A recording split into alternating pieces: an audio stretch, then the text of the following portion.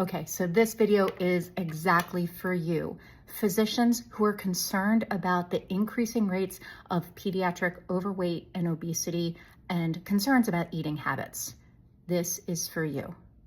So I know you're concerned and we need to figure out our approach. And I'll just offer there's a lot of unlearning that we need to do from medicine. So I'm Wendy Schofer, Dr. Wendy Schofer, pediatrician and founder of Family in Focus, where I really specialize in whole family emotional health, eating habits, and eating disorder prevention. So here is a comment that I've heard repeatedly from parents. And hold on, need a little bit of glasses. So I'm seeking advice. My 9-year-old daughter is reluctant to see her doctor because he's concerned about her weight, but I don't think it's a problem. She currently weighs a certain number of pounds. I've changed her diet, cutting out sugary drinks and snacks, but her doctor wants her to lose 12 pounds by July and reach a weight of a certain number of pounds. Mind you, this was posted today and it is June 29th. Okay, I don't know exactly how long ago this doctor spoke to this family, but here's the concern. A 9-year-old losing 12 pounds in order to be able to say there is success that's being achieved, that she's healthy. There is such a dramatic increase right now in eating disorders. Eating disorders in kids that we aren't otherwise going to be picking it up if we don't pay attention, because they are living in larger bodies.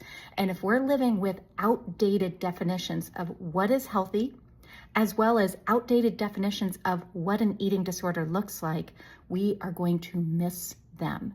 So if you even look at the American Academy of Pediatrics, not only did they have the clinical guidelines come out, oh my goodness, what was that? January of 24, about addressing concerns about pediatric obesity.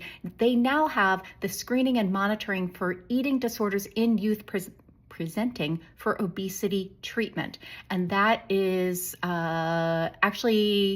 that's posted in Pediatrics Open Science 2025. So it is not directly from the AAP, but it is based off of the apparently 2023 AAP guidelines. So the concern is for the increasing rate of pediatric eating disorders. And if we're going to have stigmatizing weight-focused interventions being recommended in the medical office, we are doing harm. We are setting families up for harm, and we need to do better. The first thing is to start by checking our own bias. A lot of the bias that is about weight is internalized. We don't even recognize that it's there. It's the thing about bias. But the other thing is that it's things that we have learned are the quote unquote right ways to be healthy, to recommend a healthy diet, healthy eating, whatever that looks like. It's the whole concept of what healthy actually looks like. Who defined that? And how are we actually engaging with families to be able to create health from the inside out? Not by looking at weight, not by looking at the numbers of the scale, not even necessarily by the growth curves, but by looking at what is healthy for this child in the way that they are approaching their habits, whether that is the way they eat, the way that they move, the way that they sleep, the way that they interact in the world, but also the habits of emotional well-being, which means not carrying around stigma and shame, because shame never made anyone healthier.